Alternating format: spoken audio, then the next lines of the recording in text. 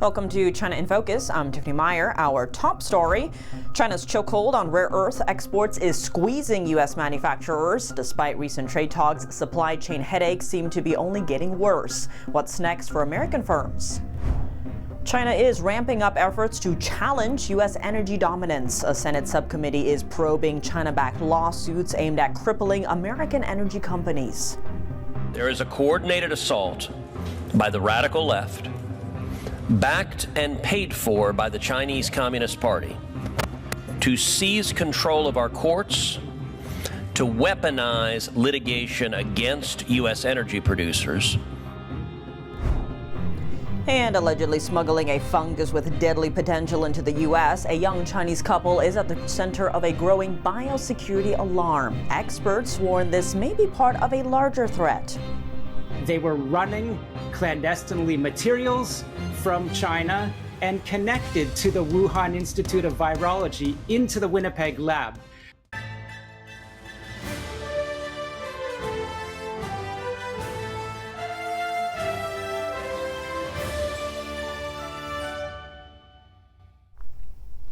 Welcome to China in Focus. I'm Tiffany Meyer. Before we dive into today's news, make sure to use the link down below to subscribe to our newsletter. Each week we round up the highlights and controversies happening around China and the world and share an exclusive behind-the-scenes snapshot with our readers. Keep an eye out. The newsletter will land in your inbox Friday morning.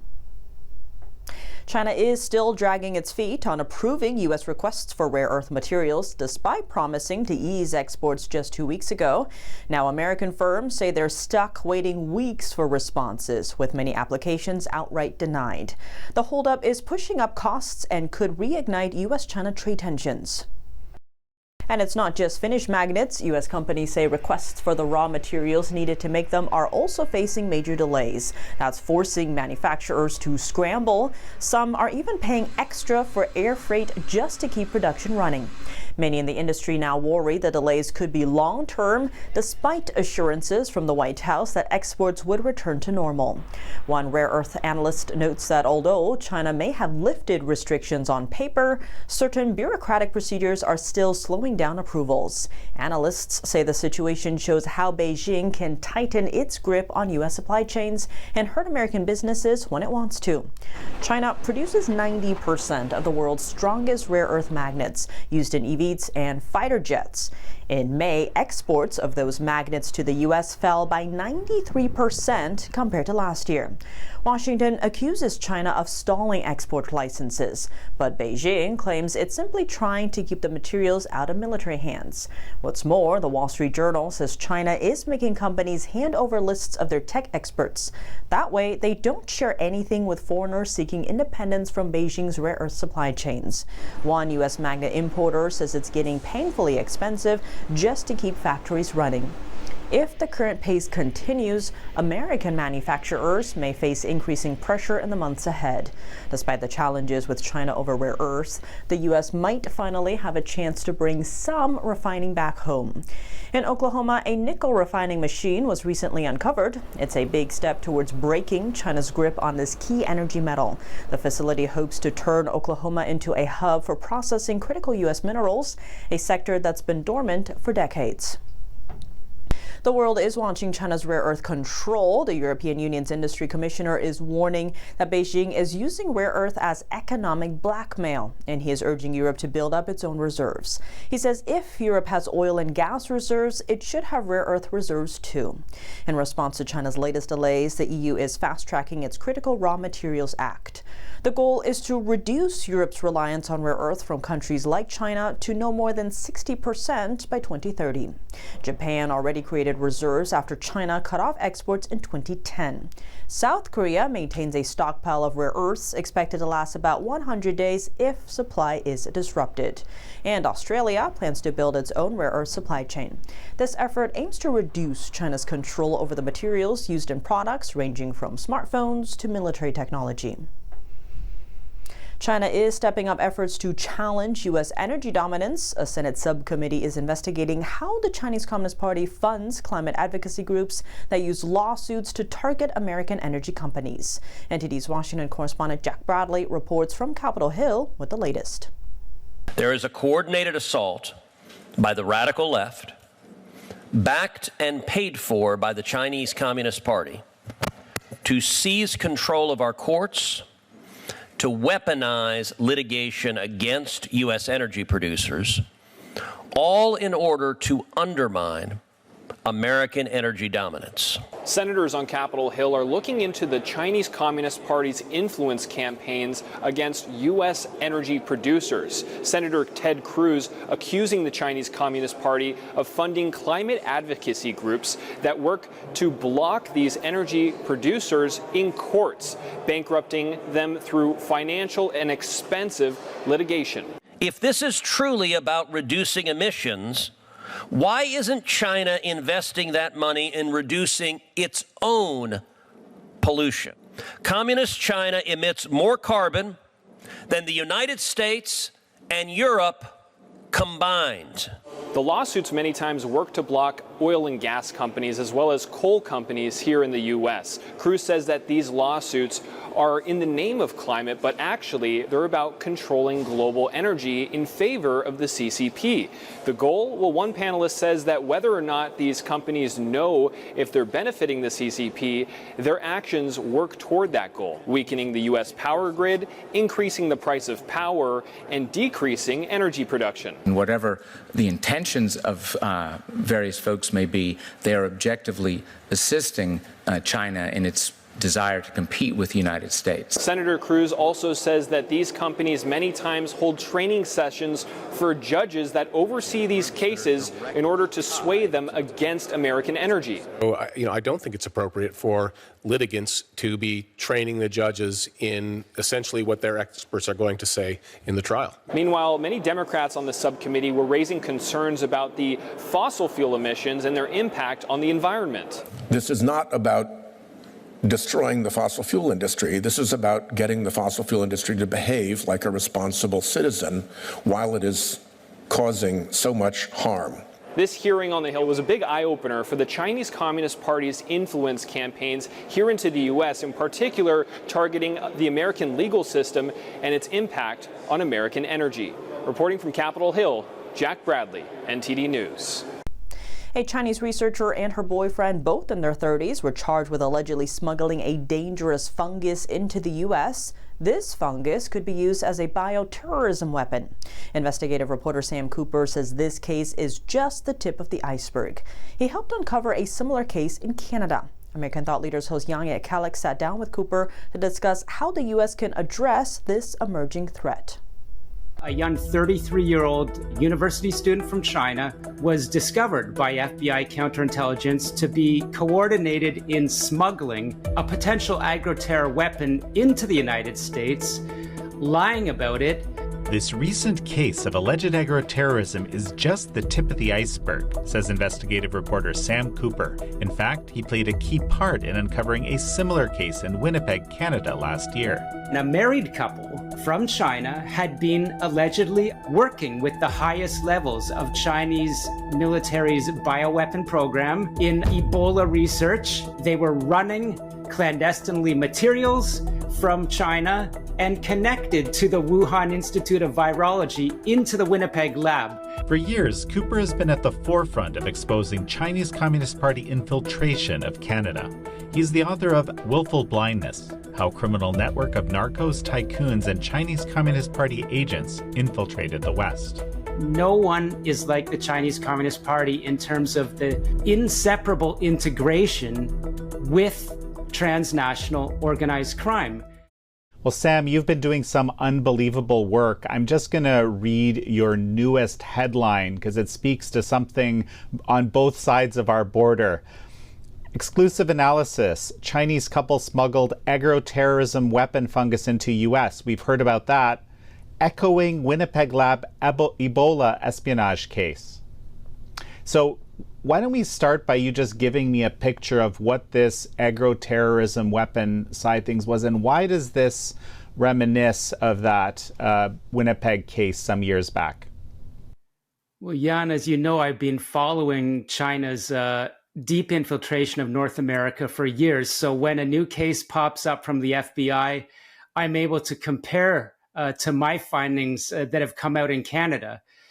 the case in Michigan and Texas, we're still getting our heads around it, but I think people are rightly stunned that a young 33-year-old university student from China, a Communist Party member, with her boyfriend, was discovered by FBI counterintelligence to be coordinated in smuggling a potential agro-terror weapon into the United States, lying about it. And the record shows they were evidently working on this material in these two schools in Texas and Michigan. And they had previously been working on this at the same university in China. What really struck me from the findings included, found on the young woman's phone, was her pledge of loyalty to the Chinese Communist Party, which included ties to her research grant funding. Other stunning information, of course, as you know, Jan, we're in a Cold War that appears to be getting pretty hot between Beijing and Washington. And so this type of case raises the concern that Chinese students with connectivity to Chinese research grants, which evidence shows from previous cases from the FBI, is part of China's 1,000 Talents dual use plan. These types of, let's just call them potential agents of the Chinese military, are using North American research facilities to potentially work on bioweapons. And so there's a lot more to that case, but I can jump into where I think I'm adding world level reporter value is the cases in Canada that speak to those findings. So the Winnipeg lab case, evidence has trickled out very, I would say, unwillingly out of Ottawa for years now that a couple, again, a married couple from China had been allegedly, according to the documents we now have access to, working with the highest levels of Chinese military's bioweapon program in Ebola research. Of course, from the Chinese side, this is about defensive technology, but CSIS records that have come out in Ottawa, due in part to my digging, show that these two scientists in the Winnipeg lab were covertly running Chinese military-connected research students. They're research students undercover, but they were being run into Canada with visa fraud. They were running clandestinely materials from China and connected to the Wuhan Institute of Virology into the Winnipeg lab. So there's a lot going on there, but my top level findings are we have Chinese couple who have pledged loyalty to the Chinese Communist Party. Evidence shows they have been working, at least the woman, Dr. Chu in Winnipeg, working with the highest levels of the People's Liberation Army bioweapon program. Documents show that Dr. Chu in Canada was clandestinely working on two projects for the Wuhan lab, Ebola gain of function using Canada's facilities, and the bat filovirus projects, which others have shown also involved controversial US-based researchers. And so we could talk for a few hours about this case alone, but those findings of visa fraud, but clandestine potential bioweapon research using North American facilities clandestinely, and it looks like sending that biotechnology back to China and posing a threat, I believe, to our lives in North America, if not already during the pandemic. Those are my top level comparative findings. And if you want to hear the full conversation and what the U.S. can do about it, just head to theepictimes.com and look for the American Thought Leaders tab. Coming up, 2 Chinese nationals are under arrest in South Korea. They're accused of filming a U.S. aircraft carrier and a South Korean naval base. Inside China's brutal job market, fake offices are booming, letting the unemployed pretend they have work. What's driving this unusual trend? And facing growing export curbs from the U.S. and Europe, Chinese automakers are now turning to Africa, targeting its vast, untapped market. That and more in just a minute here on China in Focus. Welcome back to China in Focus. I'm Tiffany Meyer. Two Chinese nationals are under arrest in South Korea. They're accused of using a drone to film sensitive military sites, including a U.S. aircraft carrier and a South Korean naval base. Authorities announced the arrests on Thursday. According to South Korean media, the two men, one in his 30s, the other in his 40s, were studying at a university in Busan. A Chinese woman was also charged but not detained. Police say the group took 172 photos and 22 videos of the U.S. ship and South Korean base, using both drones and mobile phones illegally. Some of the footage was reportedly posted to TikTok and other Chinese social media platforms. Media reports also say police suspect some content may have been transmitted directly to China via the drone and its Chinese manufacturer. With more people out of work in China, a new trend is growing in cities like Beijing and Shanghai. Some companies are offering fake office spaces where unemployed people can spend time pretending to work. Let's zoom in. For a daily rental fee between $7 to $14, you get a desk, computer, Wi-Fi, drinks, and even lunch. These fake office spaces have become a surprising hit in China. Though no one actually works there, everyone acts like they're busy. Reservations are pouring in. Most customers are young adults, many still living with their parents. For them, it's a way to keep a daily routine and avoid the stress of staying home without a job. So why is demand so high? The job market in China is extremely tough right now. There's even a saying among university graduates, "Once I graduate, I'm unemployed." Last summer was called the hardest time to find a job in China. But this year could be worse. Over 12 million students are set to graduate. That's 430,000 more than last year. Official numbers say China's youth unemployment rate is 14.9%. But a 2024 report from the country's biggest job platform found nearly 45% of college grads are unemployed. Peking University professor Zhang Dandan says the rate may have reached 50% in early 2023. With Beijing tightening control over public data, getting accurate independent numbers is harder than ever.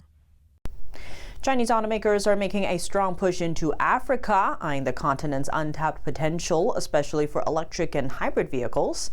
The search for new markets comes as China faces growing export restrictions from the U.S. and Europe. Here's more. Africa is home to more than 1 billion people, but low incomes and high import duties have long hurt manufacturers' efforts to sell more cars there. While EV uptake has been hit by unreliable power availability and a lack of charging infrastructure. But auto giants like BYD, Chery and Great Wall Motor aim to leverage low prices to advance where others have struggled. They're using an expansion in South Africa as a step towards a continent-wide strategy. CEO of Chery South Africa, Tony Leo. South Africa is a very important gateway to the African continent. South Africa has a very matured vehicle that finance systems and also matured, and also the consumer that especially that have a high expectations on the after sales. Nearly half of the 14 Chinese automotive brands currently active in South Africa launched only last year, with more due to enter the market soon. Steve Chang is general manager of BYD Auto South Africa. He isn't concerned by the continent's slow adoption of EVs. We started a business where everyone else doesn't believe there's a market, for battery electric vehicle and plug-in hybrid vehicles.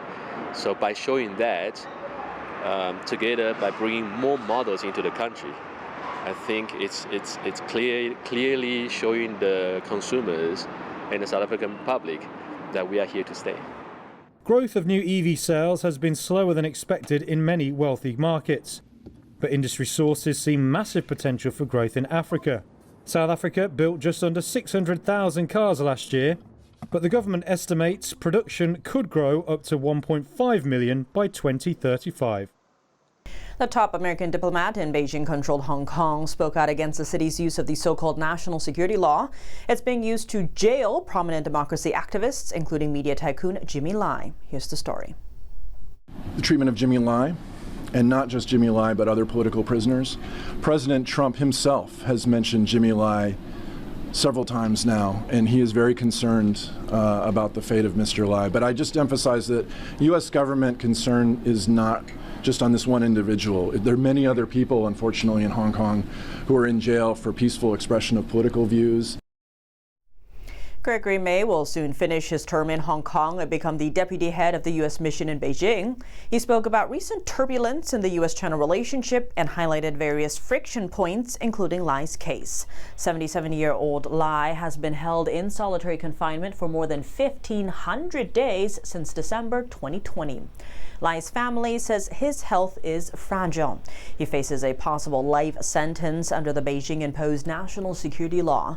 The law has been used to silence critics of the ruling regime. May noted that the law has also been extended to target critics of Hong Kong living in the U.S. This includes issuing of arrest warrants and offering monetary bounties. That's all for today's China in Focus. I'm Tiffany Meyer. If you have any feedback on the show or have something you'd like to see us cover, send us an email at chinainfocus@ntd.com. We'd love to hear from you. For on-the-clock original news coverage, visit us at ntd.com or download our NTD app. Thanks for watching. See you tomorrow.